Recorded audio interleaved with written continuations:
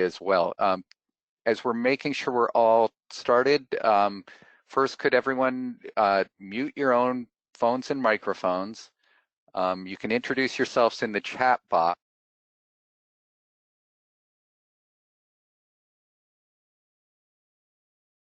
I think my colleagues muted everyone, including me, but we'll have time for Q&A. We can have discussion. I want to thank everyone for joining us. The real purpose is these are really unusual and challenging times for everyone, and having to make the unprecedented decision to cancel the convention was a really difficult, but I think correct decision to make. Turned out everybody in the United States is sort of closing these types of activities as well. So we know that we're all dealing with really unusual and difficult times. And what we want to do with this meeting and these series of meetings is talk about how we come together and work together. I'd like to ask Deborah Healy if she can unmute herself and say hello to everyone and welcome as well.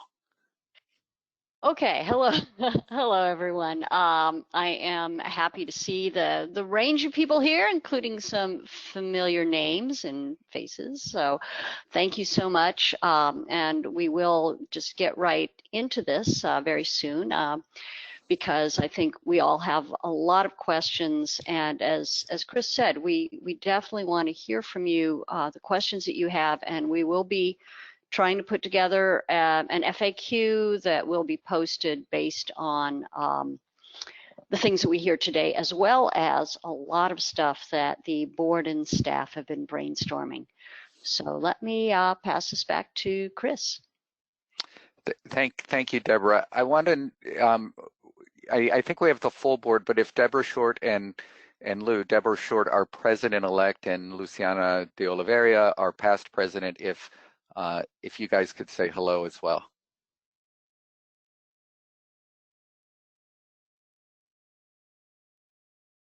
I'll go first since Deborah Short hasn't said yet. So hi, everybody. It's good to see you. These are challenging times, but I hope everybody is keeping safe, and we're in this together, and hope that we can have a good experience online soon.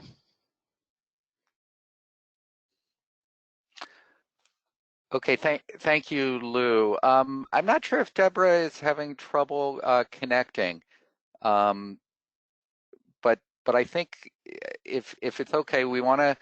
She is having trouble connecting. She just okay.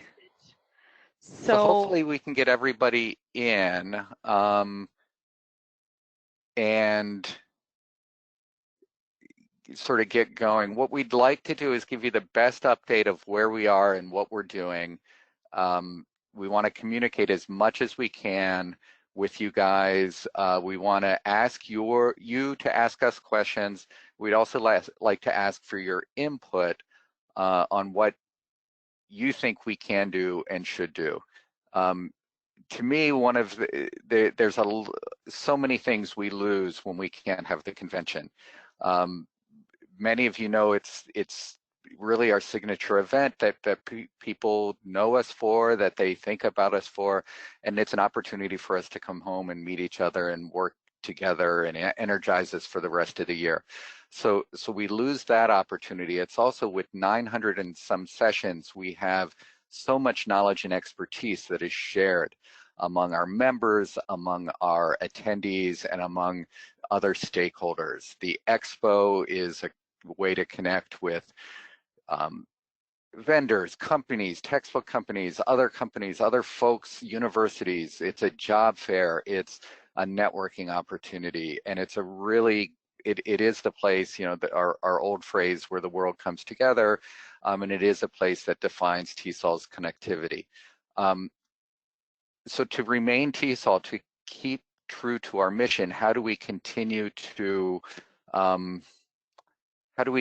meet that mission in this new era? And it's changing and evolving rapidly. So I want to beg your patience in advance and indulgence as we try to work through this with you. But I want to just give that broad message that we very much feel like we're in this together. We've been using the phrase resilience and recovery, and I think that's a phrase that I think we can all use throughout the world as we work through this unprecedented time. In terms of what we want to do and what we plan to do, we would very much like to, and we are very much working towards putting together a virtual event that won't exactly replace the convention, but will offer so much of what we are trying to offer. We are working with the conference's professional council and staff and the board to work through good platforms and ways that will provide opportunities to connect, to interact, and to network, and to provide opportunities for the expo. We haven't worked this all out yet, but we're working through it. We're also working through processing registration refunds or donations, and we are sending out a message later today, or sorry, not today, later this week, that will go to all attendees, giving them instructions on how to return, either request a refund or a donation, or we would also allow folks to defer as well. Deborah, do you want to say more about this, or do we want to open into take some questioning? Well, let me mention that we're currently having some problems with people getting onto this platform, including President-elect Deborah Short, Lisa, conferences director, okay, and a couple of other people. So I think that as they're working that out, we'll see if we can figure something out about how to make this work. Perhaps there's a setting that can be addressed by whoever's running this to make it possible for more people to log on. I think that one of the things we'd like to let people know right now, though, is that we are committed to moving forward. We are looking at a variety of ways to do an online conference, as people have mentioned, have asked about in the chat. It's still fairly soon since we decided to cancel, so we're still working it out. But we are looking at the different ways that various associations are dealing with this, including an AERA, American Educational Research Association approach, and there are a number of others who have had to cancel. So I think that Chris's questions for people about what are the key things that you want to know now, and that if you're here as on behalf of an interest section or a professional council, what are the key things that you need to know now so that we can have those answers for you as soon as possible. So that would be very helpful for all of us. You can be posting in the chat, or if we're ready, Chris, we can open it up to. Is there anything else that we know now about what we're doing, Chris, that we can share with people? Yeah, I want to apologize. Well, I'm not apologizing to anyone on the call, but for those who are having difficulty, it seems like some people have been booted off and are trying to log back on. And we're not near the max here, so that's a bit unusual, and apologies for that as we try to get folks back on. I think one of the other thing that we are doing in the office is we are working sort of feverishly to keep the office open, to keep us running and working for our members and supporting you in this time. So as probably everyone knows, most businesses have gone to mandated telework, which we have as well. Very limited in-office work, but we are working full time, and the staff is available deal with questions and answer questions and so forth. The other thing that we're really trying to do is bulk up a resources page within the My TESOL community and within the TESOL Resource Center to provide resources for online teaching, to provide resources for dealing with COVID-19 in the classroom and among multilingual learners and people in different contexts.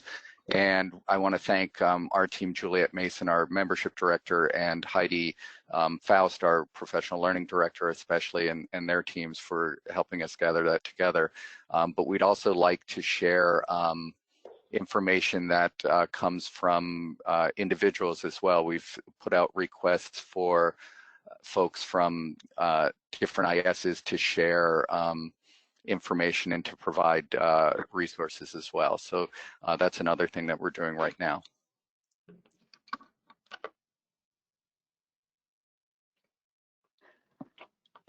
So we're getting some excellent questions, and I think that we will be working as rapidly as possible toward answering them, including getting the date for an online conference, and how, whether people will be able to defer. These are questions that I know the board is active, the board and staff are actively grappling with. How can we make it possible for people to do what they want and need to do in terms of presenting or not presenting because they are going totally crazy trying to get their courses turned into Right. online courses.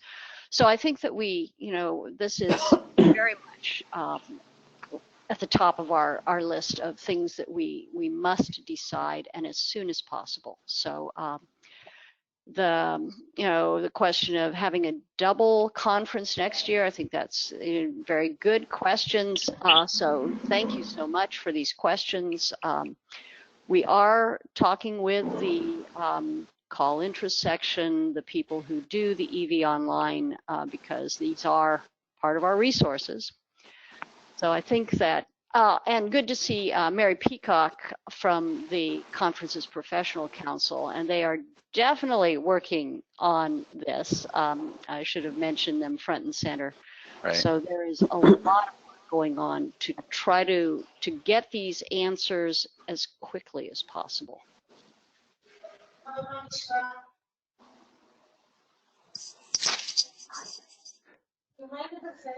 So,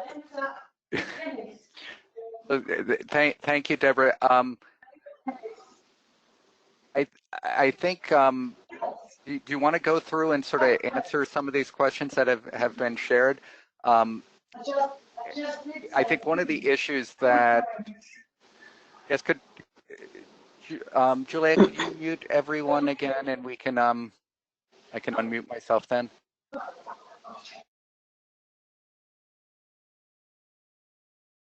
Okay, thank you.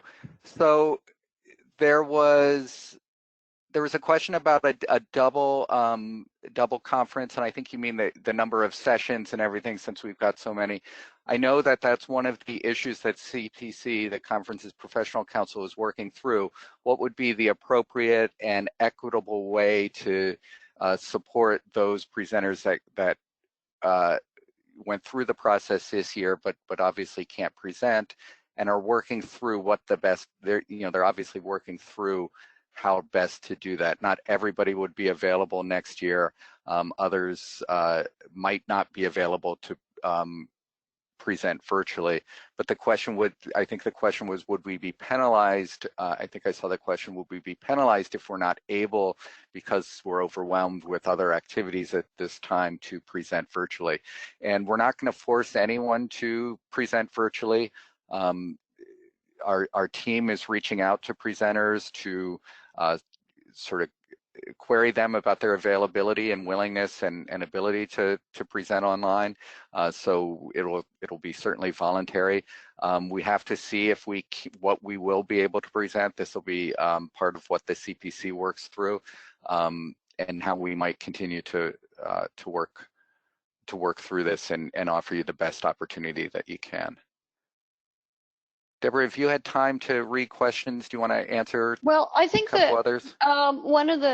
one of the things we could do is give people some of the answers that we already have figured out just to some of the questions that we were brainstorming, and so I think that would be maybe a good place to start with.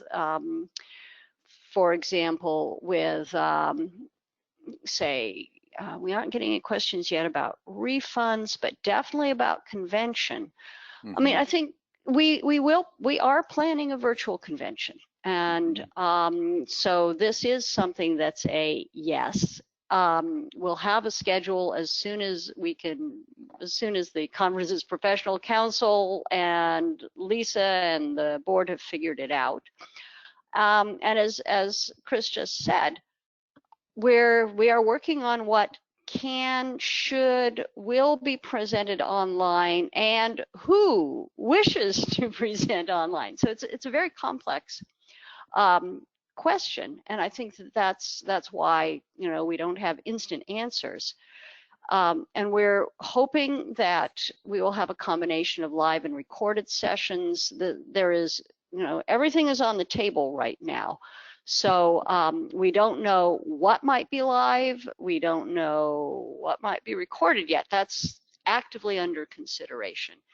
I do think, that what we can allow people to do is to get credit for presenting, whether it's online or,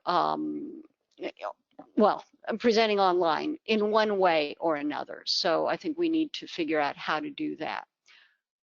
We do expect live chats, though we don't have any specifics yet with that. I think, again, here's where AERA's experience is helpful. And I think we are hoping to have some hosts in the virtual presentation room to help manage. This is again in the here's what we are figuring out. And certainly we've got a lot of expertise. We're seeing it in the chat. There's a lot of people who know how to manage an online session. So I think people who are concerned will have help. And then let's see, certificate for presentations, absolutely, whether it's online or, however you end up presenting, recorded, live, whatever, you'll get a certificate for presentations. And I think that we don't know yet the costs. We don't know yet if we're going to make it free to everybody. We don't know yet. We don't know any of these things yet, but we are definitely working on this. I think that we do have an answer to whether someone could record the session and get it posted online and get a certificate. I think we're saying yes to that. So this is something that we are moving forward with. So we are again, doing our best to try to get all of these questions answered. How do we facilitate participation? What platform are we going to be using? We're still actively doing this. I see Dudley has a suggestion, is planning to list his presentations as canceled because of COVID-19. And I think that's, as a minimum, something that we can do. So in terms of AERA, they have something like 9,000 presentations. They have some vast number of presentations, way more than we do. And people must present at AERA if they want a hope of a tenure track job in the United States in education. So their priority is getting people that certified presentation to put on their CVs. So what they are planning to do is have annotated PowerPoints loaded into their resource area. And that's a big part of their plan. So that would be one option for us to do something like that. But I think that's what we've got in terms of the conference.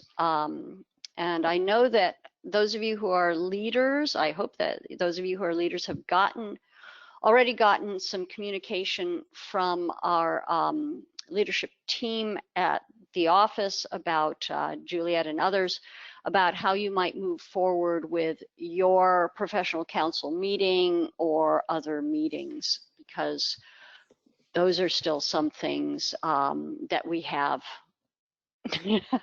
that we're still TBD. We are asking the leaders to work with your staff partner and your board liaison in order to identify a time to set up a meeting for you. Because as I understand it, we will provide a space, a virtual space for your meeting, assuming we can schedule everything in a timely way.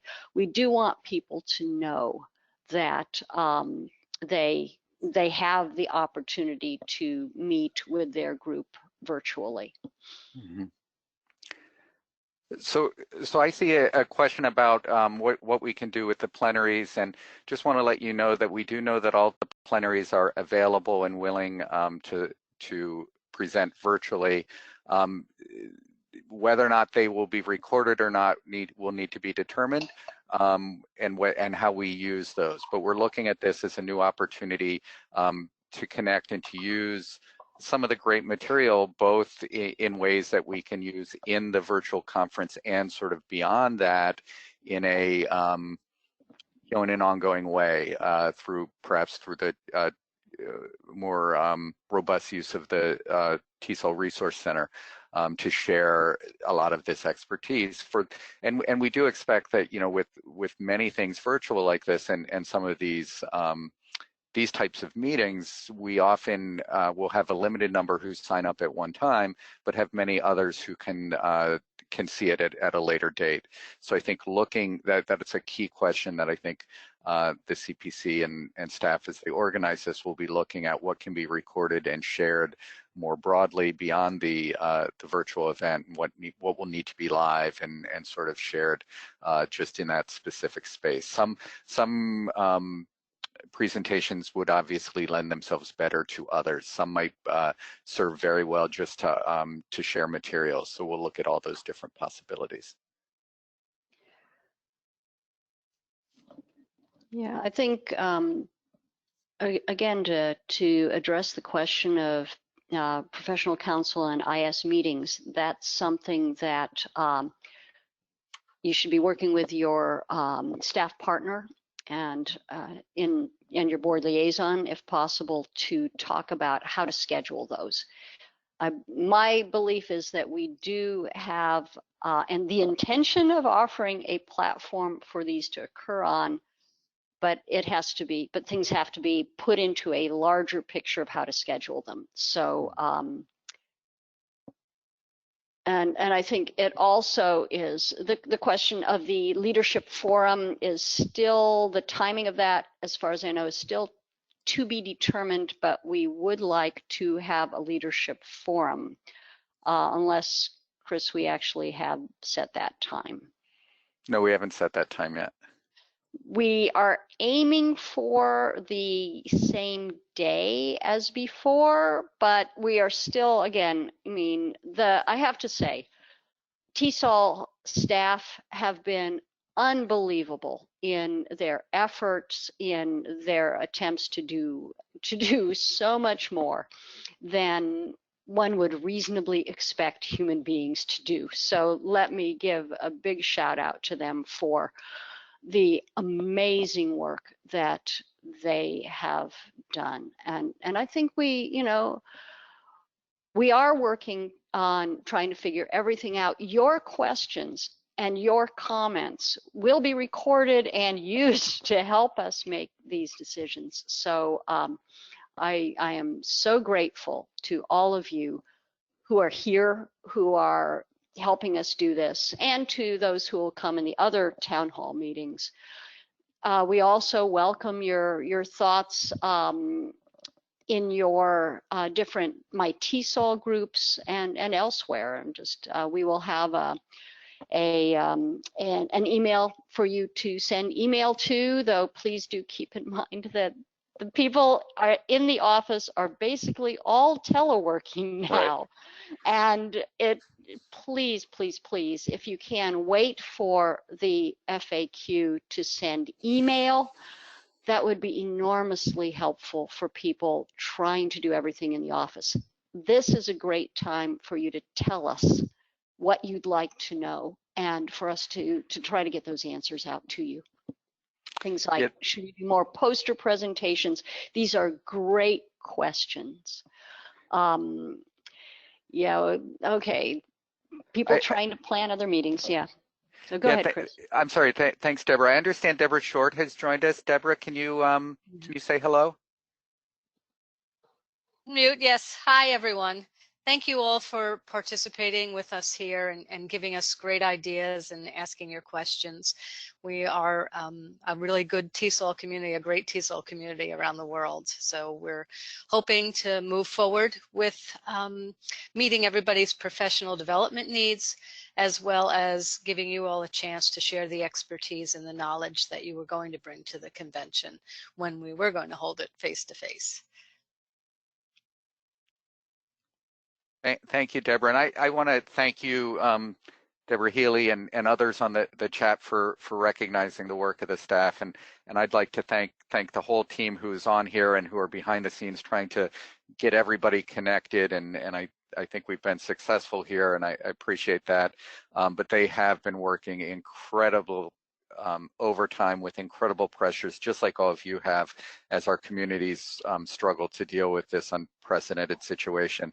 And we're being driven, like I said earlier, by our mission first. How do we continue to connect TESOL educators around the world? How do we continue to provide professional learning and connectivity and opportunities to work together in these times? And that's our overriding goal. That's our sort of North Star. And then everything else follows around that, from platforms and costs and everything else. This is a really big financial hit for us, but all of our work is being driven by how best to advance the mission first, and then we'll look at the other issues on at a second tier. But as you can imagine, with kids out of school and everything else, at home our hierarchy of needs change. So I really want to applaud our team for being able to work through this and support you guys. I wonder, Deborah, if you've been able to look at a couple other questions that you might be able to raise up or we might be able to address. There's an excellent question about making the chat available to people. I think that we should try to do that, because or at least we can make the suggestions in the chat, and the offers of help in the chat would be really useful to do this. I think a really good question is if your institution has paid your registration, your institution is expecting the money back, how can you help if it's not, donating your registration refund? And I think that being on this town hall is definitely part of how you're helping. Sharing your suggestions in the My TESOL COVID-19 community is also very helpful. We're trying to put together other places for people to share resources, and being part of this community, helping us move forward. This is what we need. Coming up with additional ideas about ways that we can fulfill our mission outside of the conference. So I think this is a great idea. Dudley is asking if there's a discussion thread about the convention relaunch. I think that's a really good idea. I don't know if we have one yet, but I think it's a really good idea. And then we'll try to get something set up that allows for easy sharing of information.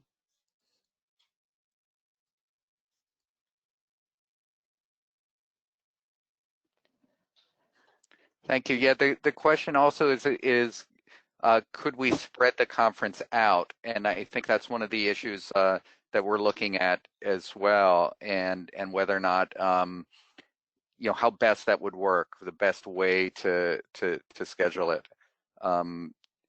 Lisa, or if you're on now, or maybe Mary Peacock, we don't have answers, but I know you've been discussing this, and I wonder if you might want to say a few words about the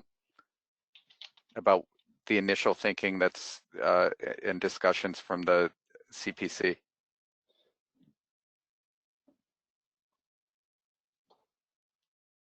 Hi, so this is Mary Peacock, and thank you all for your suggestions. I was starting to type something, so I'll just say it instead. We are still at the very, very beginning stages of this. We want everyone to know that we understand how much work goes into preparing for a convention in terms of getting your presentations ready. And we're working really hard to try to give everyone options in terms of how they can present. So I can't really say anything definitive. CPC is just starting to talk about this. It's only been a few days, and I know that Lisa and the staff are also working really hard to try to identify a platform. And so I guess I understand the questions and concerns that you've listed, and I can't say anything definite, but we are aware of that. And one of our priorities is to make sure that everyone has some kind of an option. Thank you, Mary. I saw the question about whether or not if somebody can't donate the full refund because you might have to pay back your institution, or the institution doesn't allow that, but you'd like to make another contribution or perhaps a different contribution. You certainly can do that. The processing email that will go out, which will give you instructions on how to request a refund or make a donation, will allow you to donate part of your registration. You could also make a donation at any time in any amount, and it would be very, very well appreciated. But just back to the convention and the opportunity to share the information, I really do want to thank and recognize the work that the CPC is doing, just like the staff going 100 miles an hour toward an event coming up in a week or so, and then to stop and then turn on a dime and try to now we're trying to come up with another way to deliver that. And I just want to thank the volunteer leadership with the conference's professional council for doing so. One of the silver linings, I think, here is that we have a real opportunity to change the way we interact with each other and to improve the way we do that. Well, I think it's heartbreaking that at this time people can't come together. That's why I'm interested in the work that we do, because we bring people together across so many different boundaries. And it's heartbreaking that we can't do it, but it gives us another opportunity now to try to bring together people in different ways virtually. And we've long talked, part of the we've had a conferences of the future task force that talked about the value and the importance of virtual and hybrid meetings. So at risk of highlighting the silver lining in a still darkening sky, this does give us an opportunity to develop new opportunities to connect. And I appreciate everybody's willingness and patience as we work through that.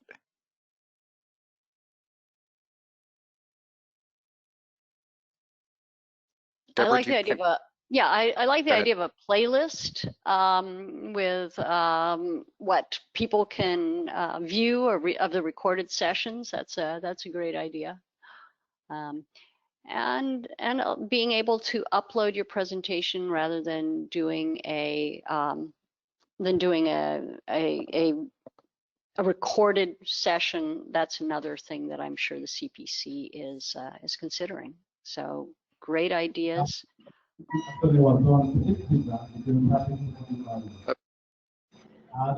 If we could mute again.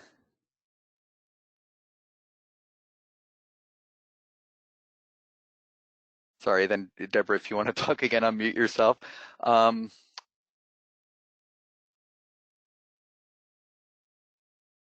So Claire's asking, is there a mechanism by which we can donate our registration fee in lieu of a refund?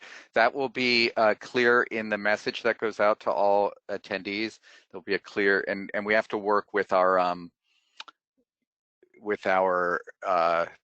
registration company to get that set up, and we've been doing that, and that will go out this week. So we're working on that right now.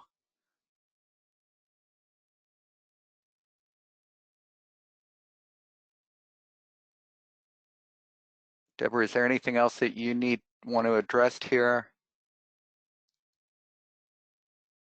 I think Brock has a good suggestion, a publicity opportunity for institutions that will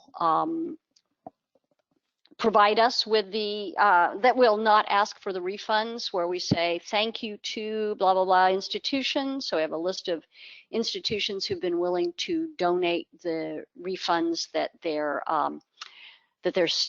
teachers would have gotten. So that, I think that's a good and interesting idea. Providing publicity is something that we could, I think, do without too much trouble, and we should.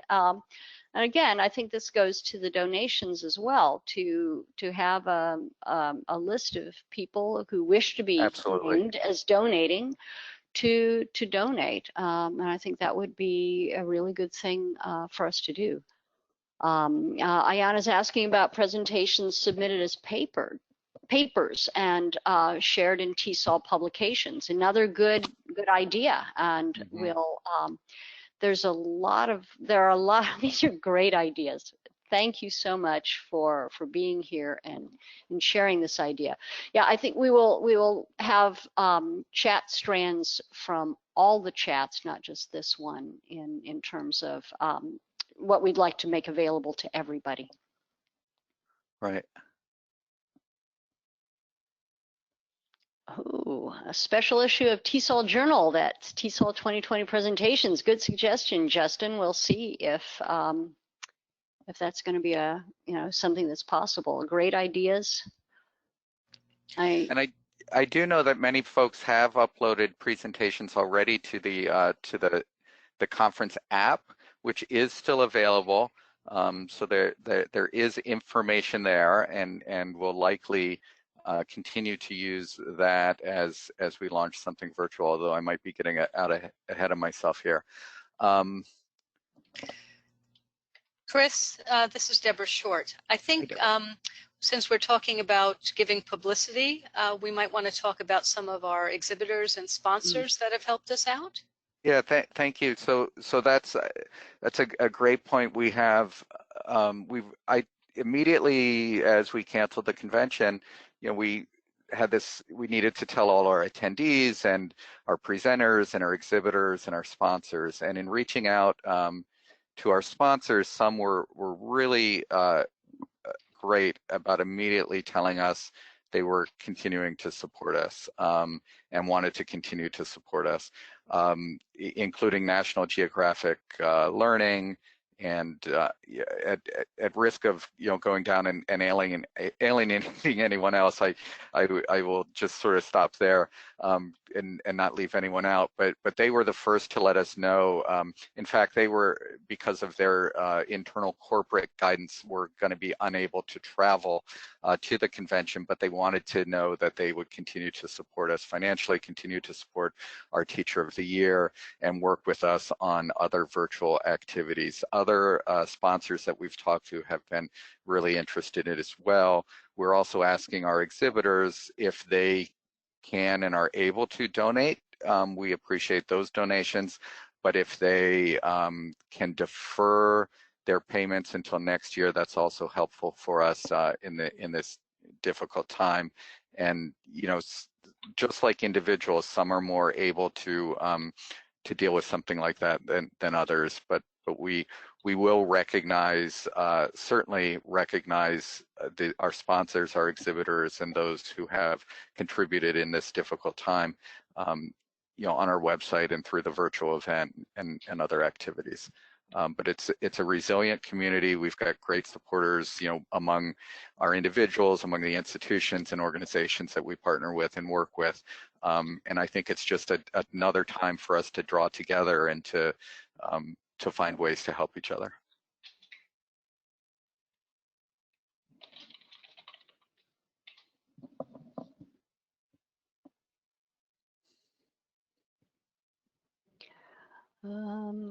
Yeah, I think the question of can people upload audio and video in the app, I think that's a good question. We should get an answer to that. If we have somebody, like if Lisa's online, maybe she can respond to that. What was the question, Deborah? Is there, can the app, can the app support, in addition to uploading your PowerPoint and right. paper and docs to the app, will it do audio and possibly video? I think I know the answer to that. Deborah, this is Lisa. Lisa can answer. We'll actually double check with Core Apps on that. I'm not sure, but we should be able to get an answer for that pretty quickly. Okay. Thanks, Lisa. Right.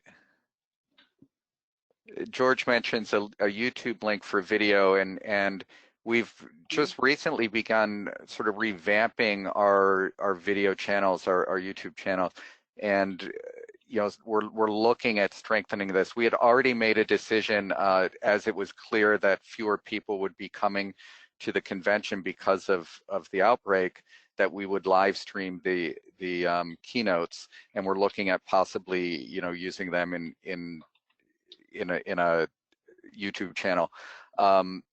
So we were already thinking that way and trying to improve and strengthen those opportunities, those resources. So I think this gives us a new way to build that that bank of knowledge, and whether it's on YouTube or other video platforms, we can certainly share that.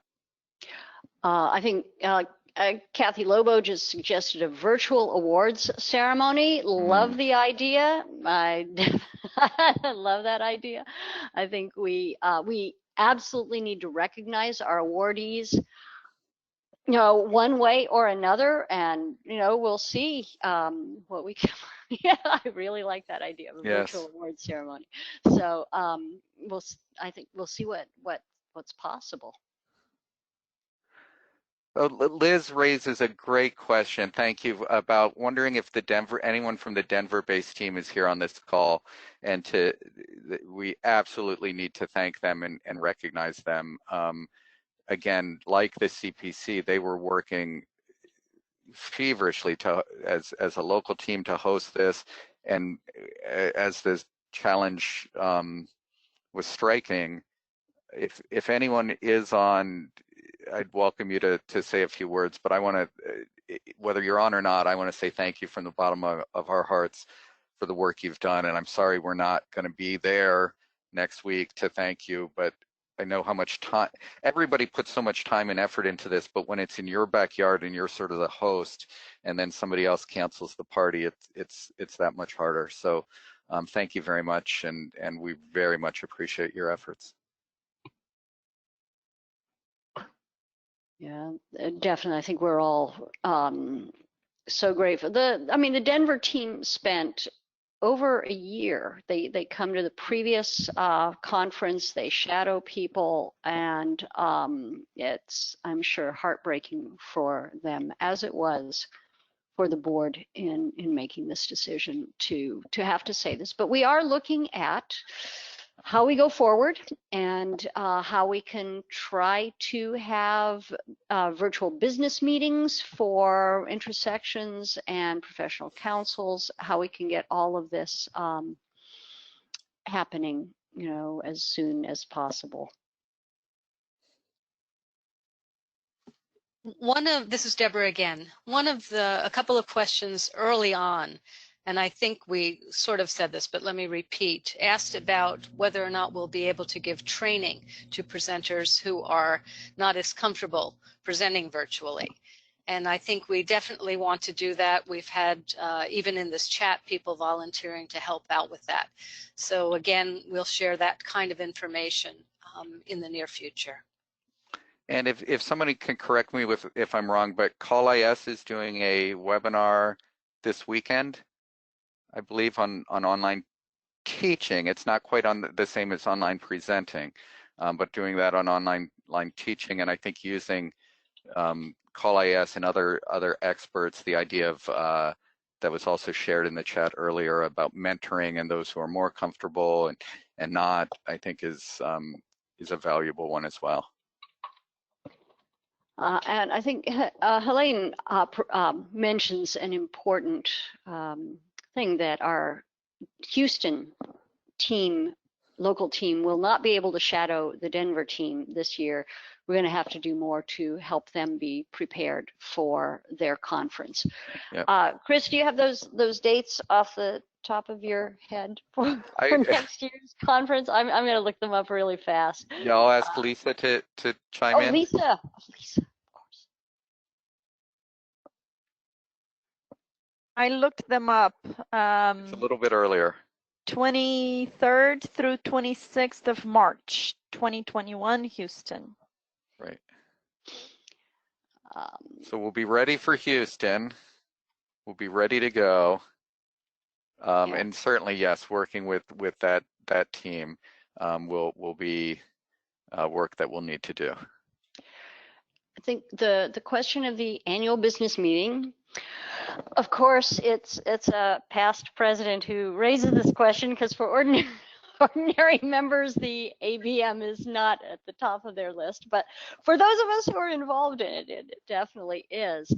I think we are planning to do something related to it. We've been talking to the lawyers about installation of officers, what must happen legally, but we would like to have something that does celebrate the people leaving and the people coming on to the board. So we're working on that, trying to find out a way to deal with this.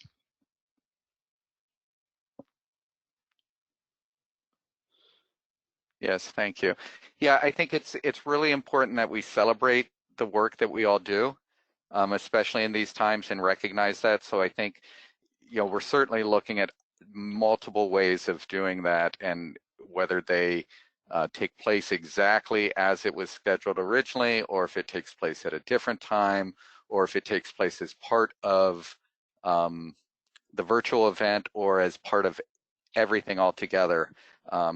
I think we'll certainly do that. The regular work of the association has been so important and meaningful and valuable, and that needs to go on and needs to be shared. But the extraordinary work in these extraordinary times, I think, needs to be recognized as well. And Chris, I don't know if this was mentioned before I was able to get on today, but if people haven't looked at the TESOL website, on the homepage, we do have a section about teaching your students or your learners about the COVID-19 virus, and there are a number of resources. There are links to multilingual pamphlets and a variety of other things.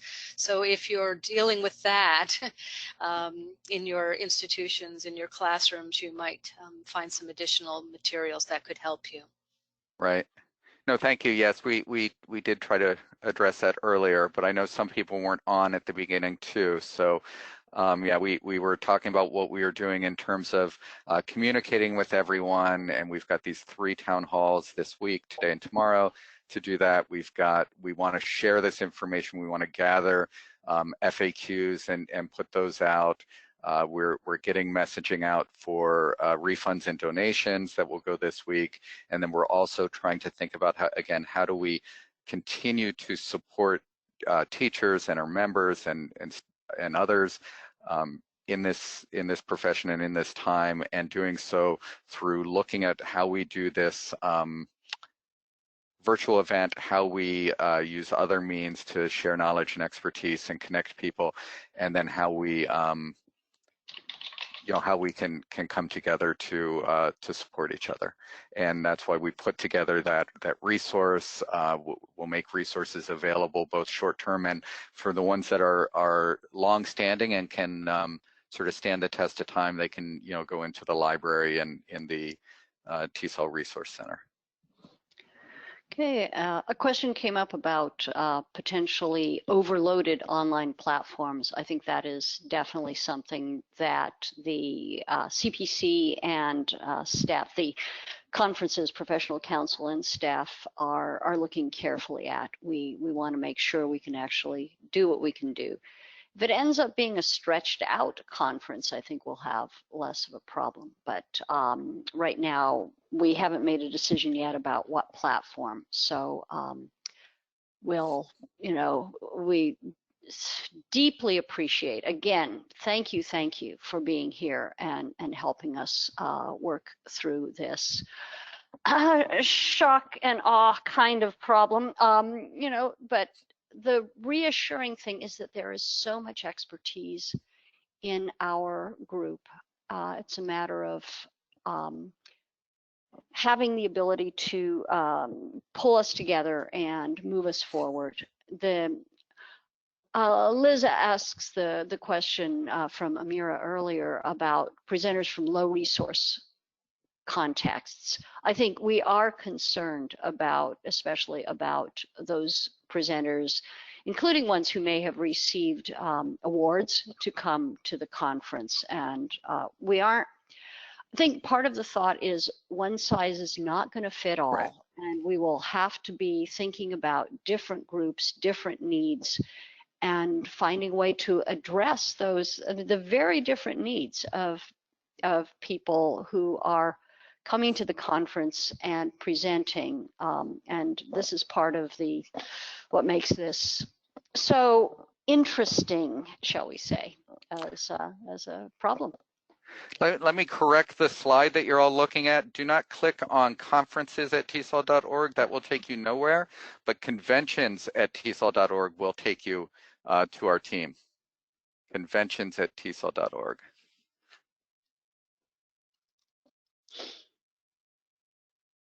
And we'll correct that live.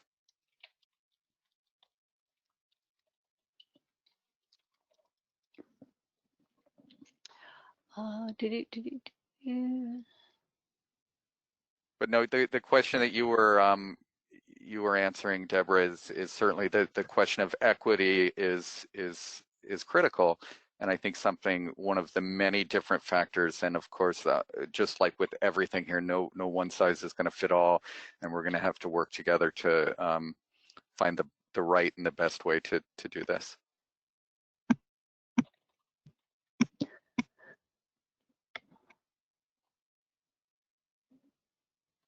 Are there other questions we want to make sure that we get to? I don't know how to write a question. We're seeing, yeah, deferring, yeah. So yeah, we don't know yet about deferring presentations. Oh, the link on the chat. So okay, I'll put that in. Okay. Yeah. Want to defer presentations. Where can I chat?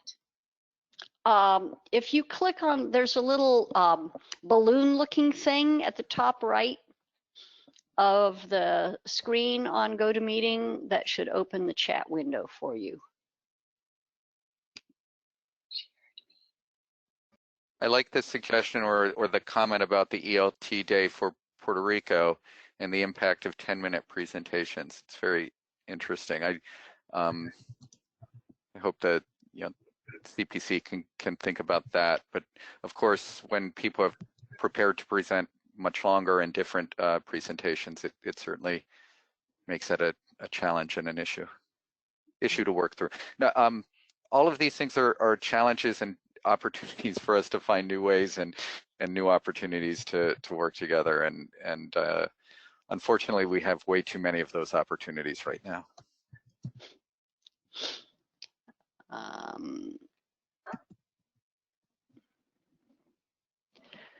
So I don't see anything else.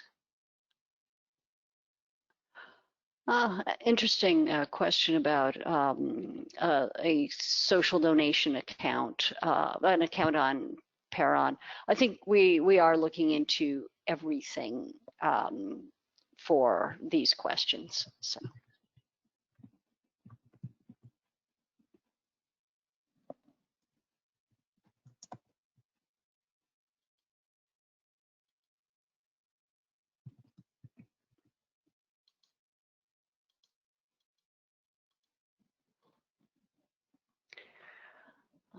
I want to thank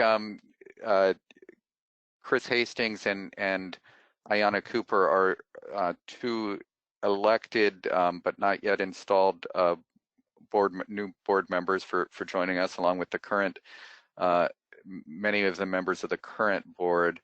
I don't know if Gabby Klikakova has been able to join us at this session or not, but I really appreciate. Okay, Gabby is here. So. Oh, good. Say hi, Gabby. I think Gabby's here. Oh, maybe not.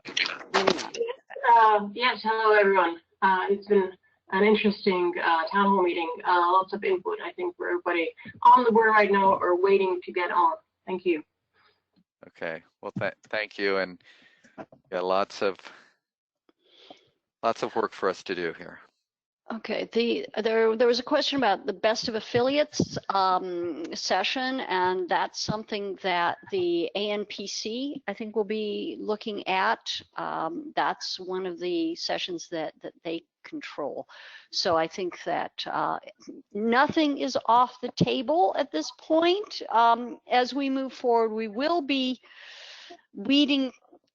going through the options and coming to a more focused point.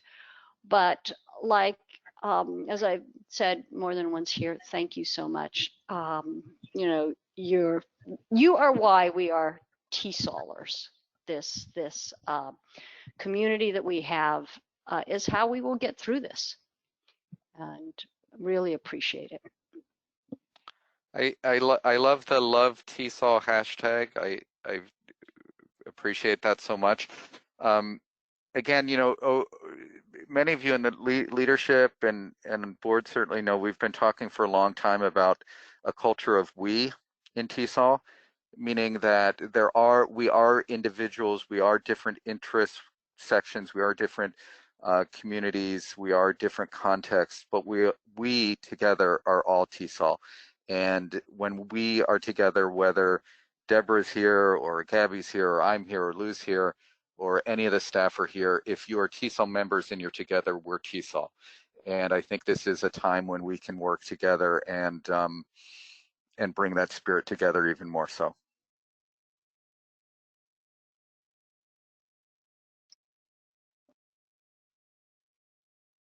Okay.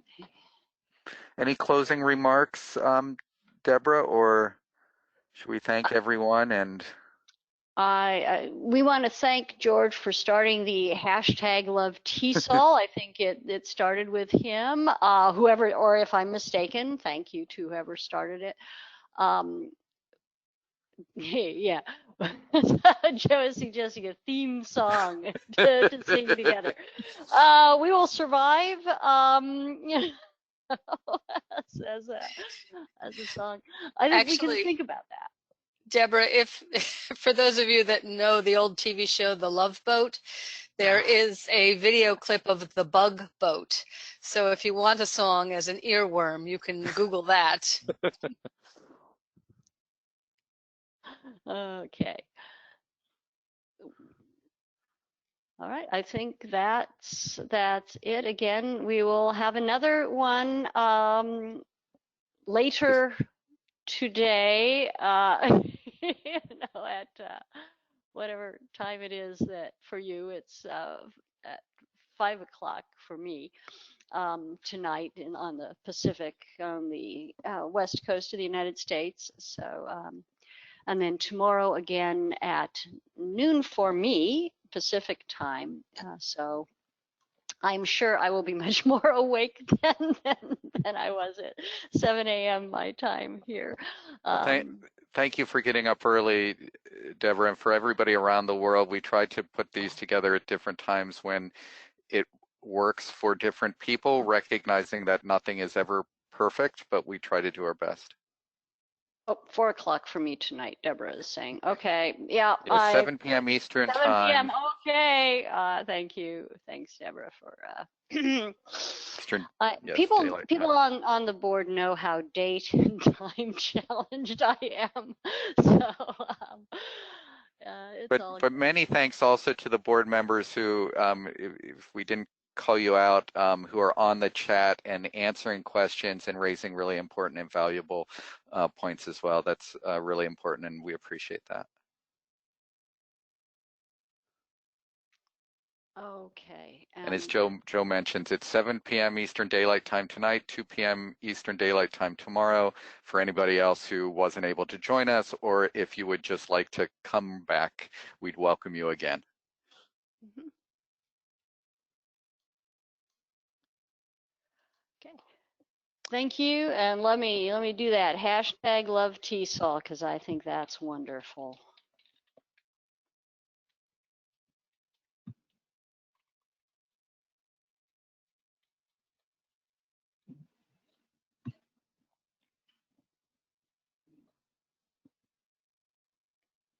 Thank you, everyone.